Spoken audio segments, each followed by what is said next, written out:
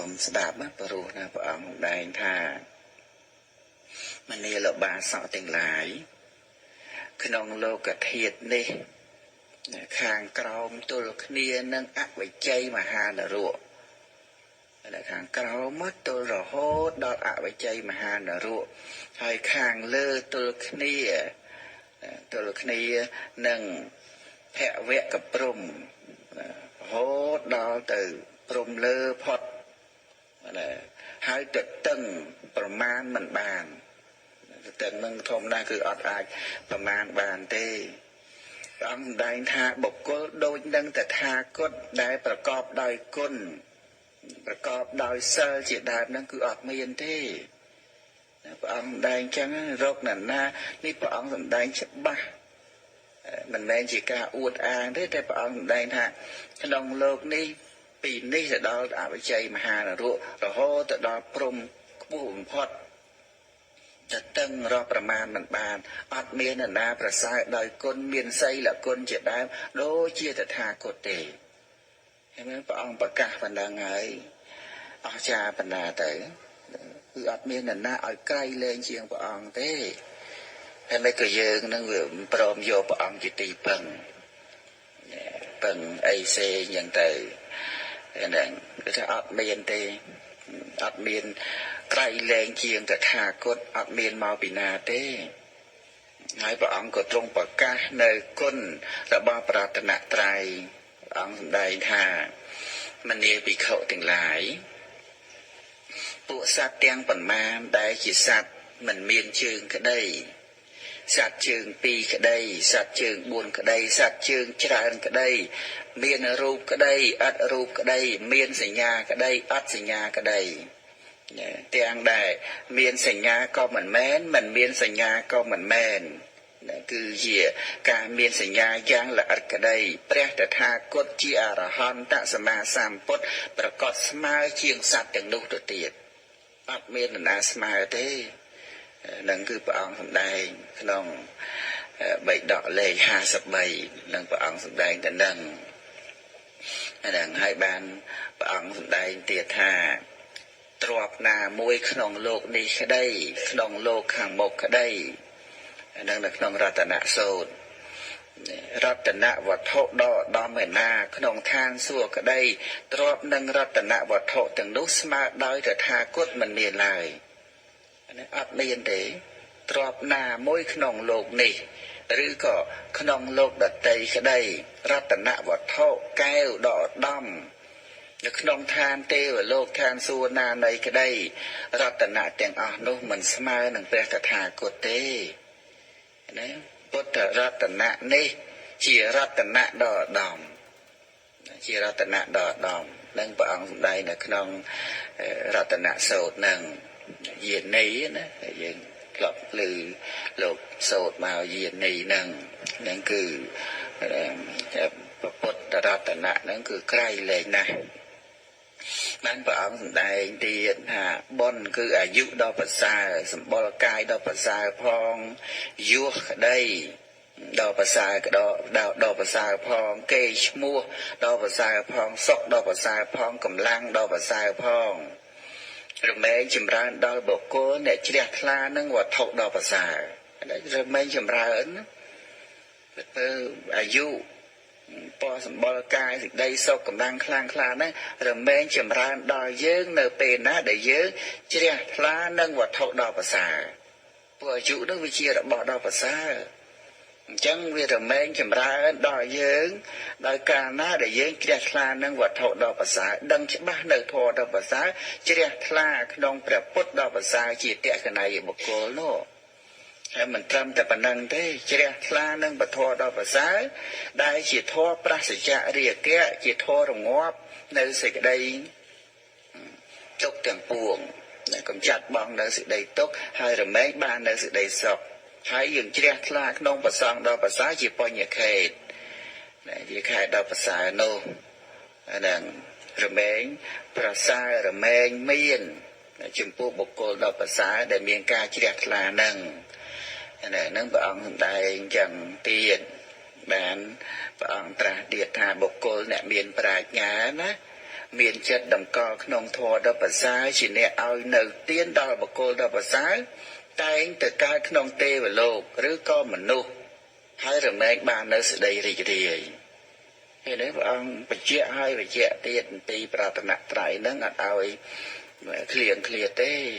ណាអស្ចារ្យប៉ុណ្ណឹងហើយយើងទៅគិតពឹងអីទៀតបានព្រះអង្គត្រាស់ទៀតថាបុគ្គលជាឧបាសកក្តីឧបាសិកាក្តីដែលដល់នៅប្រតនត្រ័យប្រកបដោយគុណដ៏ឧត្តមយ៉ាងនេះហើយឈ្មោះថាជាអ្នកទៅកើតឋាននរកនឹងអត់មានទេគិតមើលអ្នកដល់ពុទ្ធពធប្រសងហើយទៅកើតឋាននរកទៅរួចទេអត់ទេព្រះអង្គសម្ដែងអញ្ចឹងថាដែលបានដល់នៅបរតនត្រ័យដល់ដំហើយបុគ្គលនោះឈ្មោះថាទៅកើតឋាននរកជាដើមនឹងគឺអត់មានទេម្យ៉ាងទៀតរមែងផុតចាកការកើតក្នុងអបាយហើយនឹងអ្នកដល់បរតនត្រ័យនឹងរមែងកើតនៅក្នុងទេវលោកសោយនៅសម្បត្តិជាទឹកនឹងព្រះអង្គដែរហើយបានព្រះអង្គត្រាស់ថាហេតុអ្វីបានជាអ្នកទាំងឡាយនឹងទៅកាន់យកតិរដ្ឋីជាសរណៈធ្វើកម្មមិនសមគួរដូច្នេះមិនសមគួរសោះឡើយបានព្រះអង្គសម្ដែងទៀតដែងពីគុណប្រសងគុណពុទ្ធគុណពធគុណប្រសងនឹងយេកេជាពុទ្ធាំងសរណੰកតាសេអ្នកទេកមិសន្តិ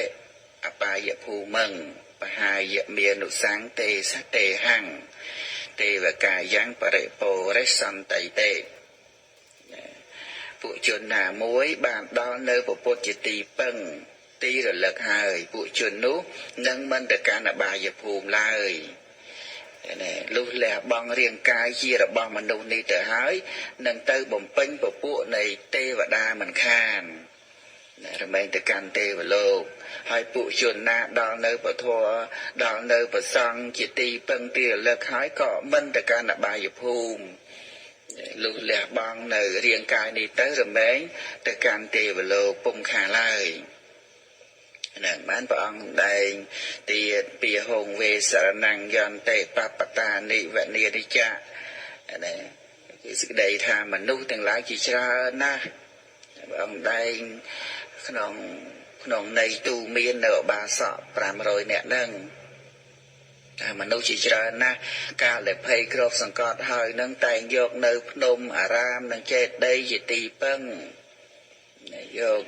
បៃជំនឿផ្សេងនឹងមកជាទីពឹងបែបនោះមិនមែនជាទីពឹងដ៏ផ្សេងទេដែលព្រះអង្គដែងអញ្ចឹងទីពឹងបែបនោះមិនមែនជាទីពឹងដ៏ប្រសើរទេមិនមែនជាទីពឹងដ៏ឧត្តមទេបុគ្គលអាស្រ័យនៅទីពឹងនោះហើយរមែងមិនរួចផុតចាកទុក្ខទេអត់ផុតបានទេលុះតែបុគ្គលណាយោចៈពុទ្ធិហញ្ចៈធម្មញ្ចៈសង្ឃញ្ចៈសរណង្កតោចតារិអរិយសច្ចានិសមបញ្ញាយបស្សតេទុក្ខំទុក្ខសមុបបាទាំងទុក្ខសច្ចៈអតកមំណាលុះតែបុគ្គលណាយកនៅពុទ្ធពធប្រសង្ឃជាទីពឹងឃើញច្បាស់នៅអរិយសច្ចៈទាំង4គឺអីខ្លះគឺទុក្ខសច្ចៈសមុទយសច្ចៈនិរោធសច្ចៈនិងមគ្គសច្ចៈណាដល់ពុទ្ធពធប្រសង្ឃហើយឃើញអរិយសច្ចៈទាំង4នឹងទៀតតែការអបាយភូមិកើតអត់កើតទេណាអរិយមគ្គប្រកបដោយអង្គ8ដែលយើងបានធ្វើដំណើរទៅហើយនោះនេះឯងគឺជាទីពឹងដ៏ខ្សែមដល់ព្រះអង្គដែងចឹងថានេះឯងគឺជាទីពឹងដ៏ខ្សែមជាទីពឹងដ៏ឧត្តមបុគ្គលអាស្រ័យនៅទីពឹងនេះហើយរមែងរួចផុតចាកទុក្ខទាំងពួងនឹងព្រះអង្គដែងដោយនៃអប់រំទូមានចំពោះសាវកតិរដ្ឋីនឹងឲ្យបានឃើញច្បាស់ព្រះអង្គជួយដែរជួយគ្រាន់តែត្រឹមតែមកដល់ពុទ្ធពធប្រសង្ឃអញ្ចឹងវាខាតណាស់ដែលបានជាស្លុកចិត្តលះបង់ពុទ្ធពធប្រសង្ឃហ្នឹងណាហើយយើងមានតែលំបាកអីគ្រាន់តែមកដល់ពុទ្ធពធប្រសង្ឃពុទ្ធជាទីពឹងវធជាទីពឹងប្រសង្ឃជាទីពឹងមានទៅលំបាកឯណាអត់ទេងាយសម្រាប់យើង បានព្រះសម្មាសម្ពុទ្ធព្រះអង្គសម្ដែងធម៌ប្រមាណជាប៉ុណ្ណេះដល់ពួកសាវកហើយក៏មិនតាន់សមល្មមនៅឡើយព្រះអង្គក៏សម្ដែងធម៌ដោយន័យជាដើមជាតិព្រះអង្គសម្ដែងទៀតថាមនាលបាសកទាំងឡាយឈ្មោះថាពុទ្ធានុសតិកម្មដ្ឋានធម្មានុសតិកម្មដ្ឋានសង្ឃានុសតិកម្មដ្ឋានណាយើងពិចារណាពុទ្ធានុសតិធម្មានុសតិសង្ឃានុសតិនេះរមែងបាននៅសោតាបត្តមៈរមែងបានសោតាបត្តិផលរមែងបាននៅសកតាគាមិមៈសកតាគិមិផលអនាគាមិមៈអនាគាមិផលអរហត្តមៈនិងអរហត្តផលនេះគាត់ដែរពិចារណាប៉ុណ្ណឹងណាភាវនាពុទ្ធានុសតិធម្មានុសតិសង្ឃានុសតិនឹងអាឧបការៈសម្បើមក្រៃលែងណាស់បានព្រះអង្គសម្ដែងទៀតថាព្រះអង្គត្រាស់ថាពួកអ្នកនឹងទម្លាយនៅសរណៈដែលមានសភាពបែបនេះមិនសមគួរសោះឡើយទីពឹងបែបហ្នឹងហេតុអីបានជាត្រូវលះបង់ទៅវិញណាហេតុអីបានត្រូវលះបង់ទីពឹងដល់ប្រសើរបែបនេះយើងគិតមើលសុខចិត្តលោតចោលទូកទៅតោងក្តារណាតោងក៏ផ្លោកធ្វើម៉េចបាននៅទីពឹងដ៏មាំទាំណាអញ្ចឹងព្រះអង្គដែរអញ្ចឹងថាហេតុអីបានជាត្រូវលះបង់នៅសរណៈដែលមានសភាពបែបនេះជាអ្នកធ្វើការមិនសមគួរសោះឡើយហើយបានព្រះអង្គសម្ដែងទៀតថាពុទ្ធានុសតិកម្មដ្ឋានជាដើមនេះណាគឺជាផ្លូវឲ្យដល់នៅសោតាបត្តមៈហើយបានព្រះអង្គសម្ដែងទៀតថាមនាលភិក្ខុទាំងឡាយធម៌មួយដែលបុគ្គលចម្រើនហើយធ្វើឲ្យរឿយហើយតែងប្រព្រឹត្តទៅដើម្បីលឿយណាយដើម្បីប្រសិជ្ជានៅតម្រេកដើម្បីរំលត់ដើម្បីរងាប់ដើម្បីដឹងច្បាស់ដើម្បីត្រាស់ដឹងដើម្បីព្រះនិព្វានដោយពិតធម៌មួយនឹងឯងគឺអ្វីគឺពុទ្ធានុសតិឃើញទេធម៌ហ្នឹងអាចធ្វើឲ្យយើងនឹងរងាប់បង់នៅសេចក្តីទុក្ខដើម្បីរំលត់ដើម្បីរងាប់ដើម្បីដឹងច្បាស់ដើម្បីត្រាស់ដឹងដើម្បីព្រះនិព្វានដោយពិតធម៌មួយនោះឯងគឺពុទ្ធានុសតិនឹងសម្ដែងនៅក្នុងអង្គុត្តរនិកាយឯកនៅក្នុងបិដកលេខ40វាសម្ដែងពីធម៌ពួកមួយយ៉ាងទៅកាលដែលព្រះសម្មាសម្ពុទ្ធព្រះអង្គ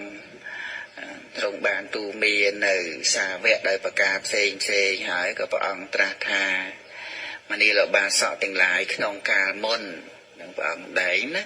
ក្នុងកាលមុនមនុស្សទាំងឡាយកាន់យកវត្ថុដែលមិនមែនជាសរណៈថាជាសរណៈណាកាន់យកនៅរបស់ដែលមិនមែនជាទីពឹងថាជារបស់ទីពឹងដោយការកាន់យកដោយការគិតស្មានដោយការកាន់យកខុសពាក្យថាអបណ្ណកៈហ្នឹងមានន័យថាកាន់យកមិនខុសអបណ្ណកៈហ្នឹងគឺថាកាន់យកមិនខុសហើយដល់តែយើងកាន់យកខុសនឹងព្រះអង្គដែរអញ្ចឹងជាការកាន់យកដោយមិនត្រឹមត្រូវរហូតដល់ទៅធ្លាក់ទៅជាចំណីរបស់យៈមានមនុស្សពីដើមហ្នឹងកាន់យករឿងមិនខុសបានคล้ายទៅជាចំណីរបស់យៈក្នុងកណ្ដផ្លូវកន្តារៈដែលពួកអមនុស្សហួងហែង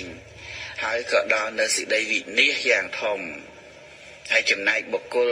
ពួកណាកាន់យកនៅផ្លូវដល់ប្រពៃកាន់យកនៅភាពពិតប្រកបមិនកាន់យកខុសបានដល់នៅសេរីសួស្តីក្នុងផ្លូវកន្តារៈនោះឯងហើយព្រះអង្គក៏គង់នៅស្ងៀមទៅព្រះអង្គសម្ដែងចឹងហើយព្រះអង្គគង់នៅស្ងៀម